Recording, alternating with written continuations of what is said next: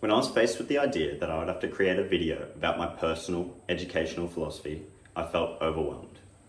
Overwhelmed because I feel as though my views on teaching have changed so much during my short time studying education.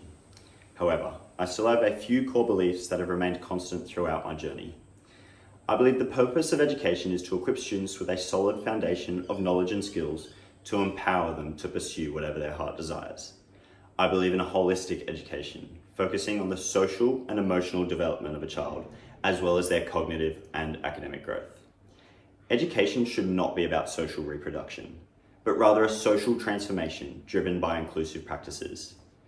Categories of difference, such as race, gender, sexuality, and socioeconomic status, often cause challenges for diverse students.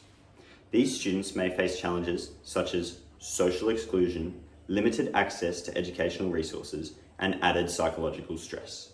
My goal is to have a classroom where categories of difference are not barriers to learning, but rather celebrated and recognised as an asset to the classroom community.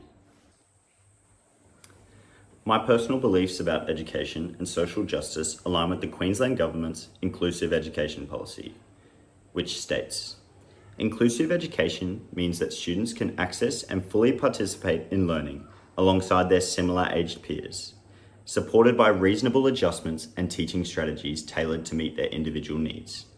I hope to achieve this by creating a safe and supportive learning environment while fostering meaningful relationships with my students."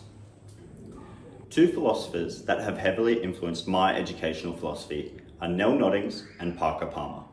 Noddings was a driving force in care ethics and believed it to be essential in every child's education.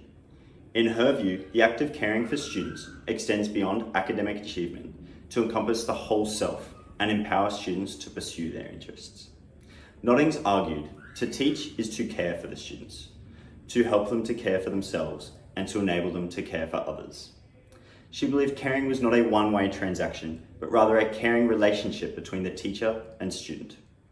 By developing caring relationships, I can better understand and respond to the individual needs, strengths, and backgrounds of each student, fostering an environment where all students feel valued and supported in their learning journey. This directly aligns with Standard 1 of the APST's Know Students and How They Learn, as well as the need to demonstrate care as dictated by the Code of Ethics for Teachers in Queensland. The other philosopher that I closely identify with is Parker Palmer. In Palmer's Courage to Teach, he states that good teaching cannot be reduced to technique. Good teaching comes from the identity and the integrity of the teacher. He believes our teaching identities are not only shaped by our strengths, but also our limitations, and that embracing both is a true display of integrity. This openness to vulnerability takes true courage and fosters an environment where authenticity is valued and mistakes are seen as opportunities for growth. This brings a sense of trust and belonging to the classroom, allowing it to act as a community in which students can freely share their ideas. This aligns closely with Standard 4 of the APST's, create and maintain supportive and safe learning environments. Palmer also suggests that teachers should incorporate their personal identity and integral values into their teaching practices to engage students holistically, addressing not only cognitive and academic growth, but their social and emotional development. I deeply resonate with the concept of authenticity in the classroom and believe that sharing relevant personal stories can be a powerful tool to empower students. Additionally, enacting integrity in the classroom is also emphasised as a value in the Code of Ethics for Teachers in Queensland. So, what are some strategies I can use in the classroom to promote inclusivity? Well, Noddings believed the best way to make students feel supported in the classroom was to foster a caring learning environment. This can be achieved by modelling caring behaviour, encouraging open classroom discussions, providing discovery learning experiences, and offering positive affirmation. These strategies are practical to implement in my classroom and can really go a long way in building a positive relationship with my students. On the other hand, Palmer suggests that we should teach through paradoxes, as it offers a way to provide students with a more holistic and deeper understanding.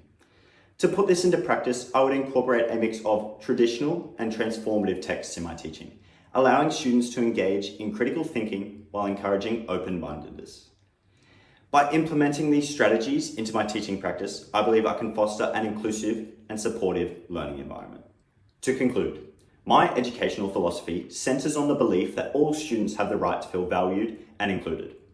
I advocate for a holistic education that does not just focus on academic growth, but development of the whole self.